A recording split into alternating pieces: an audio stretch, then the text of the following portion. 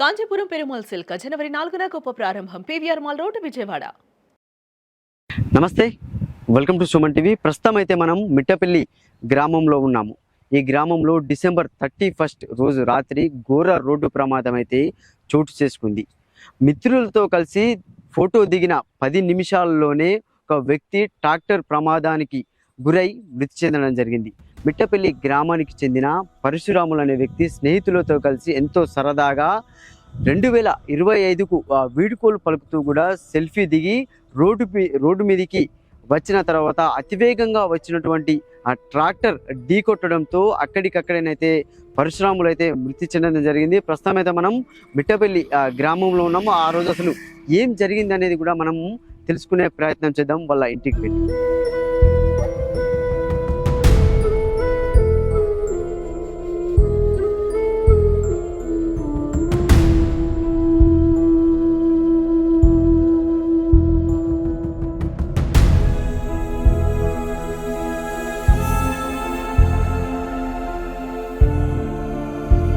Tractor driver కారణంగా ప్రాణాలు కోల్పోయినటువంటి పరశురాముల వల్ల ఇంటికైతే మనం రావడం జరిగింది. ఎంత దయనీయమైనటువంటి పరిస్థితి అంటే వీళ్ళది.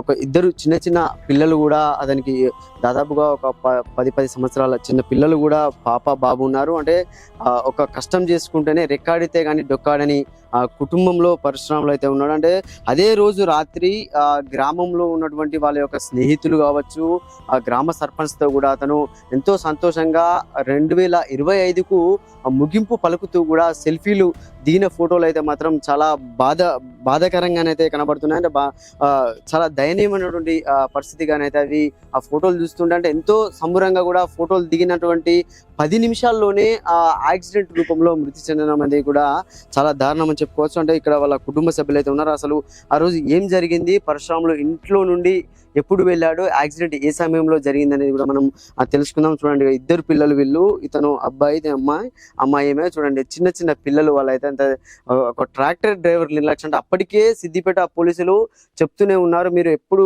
మద్యం సేవించి వాహనాలు నడపద్దు అని చెప్తున్నా కూడా ఒక ట్రాక్టర్ డ్రైవర్ మద్యం సేవించి అతివేగంగా అజాగ్రత్తగా కూడా నడపడం వల్ల ఒక నిండు ప్రాణం బలైపోవడం, ఒక కుటుంబమే ఇప్పుడు రోడ్డు మీదకి వచ్చిన పరిస్థితి ఉంది. వాళ్ళ కుటుంబ సభ్యులు అయితే ఉన్నారు. అసలు ఏం జరిగింది అనేది తెలుసుకుందాము. అని చెప్పండి, అసలు ఏం జరిగింది? పరశురాములు ఆ రోజు ఇంట్లో నుండి ఎప్పుడు వెళ్ళాడు, మీకేమైనా చెప్పండి. ఆఖరిగా పొద్దున స్టేషన్కి వెళ్ళిండు. ఎలక్షన్ కేసు ఉందని పొద్దున స్టేషన్కి వెళ్ళిండు. అక్కడనే ఉన్నాడు. పొద్దున వెళ్ళి 4 గంటల దాకా అక్కడనే ఉన్నాడు. సర్పంచ్ వాళ్ళ ఫ్రెండ్స్ అందరు ఉన్నారు. 4 గంటలకు భోజనం చేసి ఇంటికి వచ్చి చికెన్ మటన్ ఇంట్లో ఇచ్చి జ్యూస్ ఇచ్చి బయటకు పోయిండు. సర్పంచ్ దగ్గరికి పోయిండు, కలిసిండు.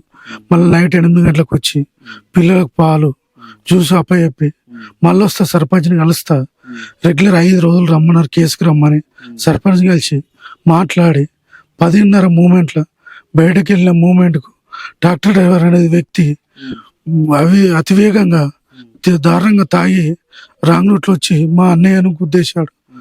దారుణంగా అక్కడక్కడే చనిపోయాడు. చిన్న పిల్లలు ఉన్నారు.